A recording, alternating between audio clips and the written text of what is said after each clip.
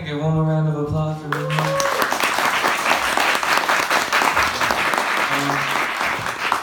I'm gonna have Renee Ya come up here, who is a Hmong American who grew up in Fresno, California, Secretary of Science Fiction and Fantasy Poetry Association. She spends her days vanquishing evil spirits in the name of the moon in the San Francisco Bay Area. Published in the Smithsonian Asian Pacific American Center's A Day in the Life of Asian Pacific America. When she's not saving the world, she's a product manager in the video game industry by trade and mother to the next feisty generation of women warriors.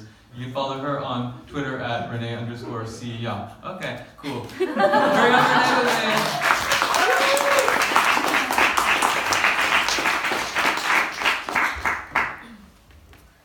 Hello, everyone.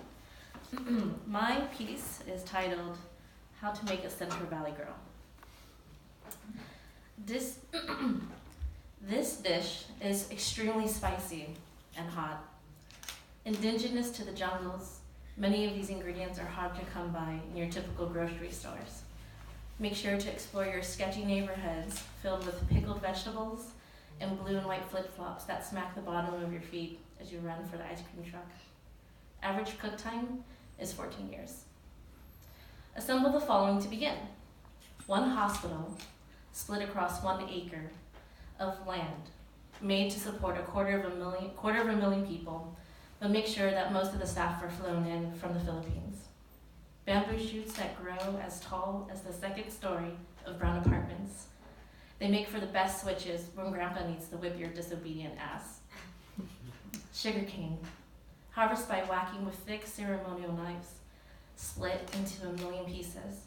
Suck dry, specifically by placing crushed pieces between cheeks and gums. Careful not to splinter them into your mouth. Several handfuls of cousins. 1 dirty Toyota pickup truck, the same one where summers were spent broiling in the back. A stalker ex. To begin, start by peeling back the hospital during the blistering summer sun.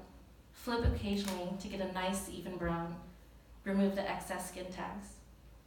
The earth may shatter, but that is just an added effect to the moon and Venus being aligned to hear the evening cries.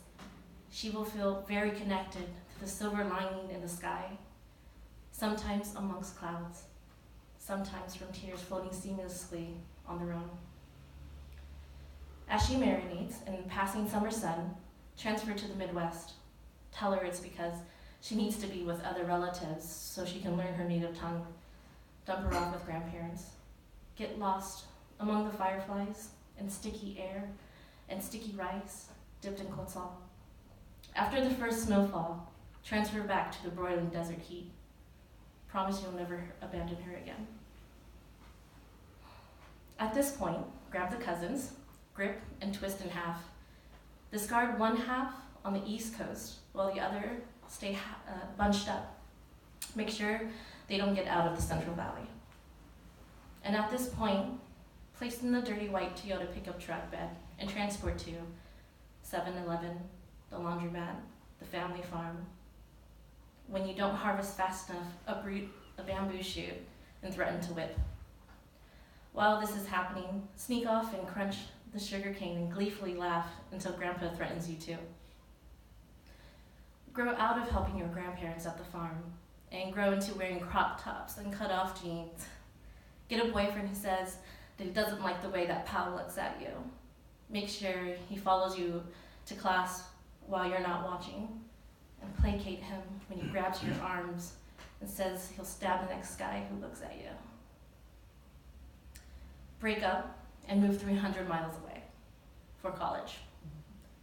See him standing at the street corner as you pass by to go to the fast food joint around the corner from school, and delete 150 unread text messages, 20 voicemails about how he misses you and he can't eat anymore, and take a bigger satisfying bite from that hamburger as you do.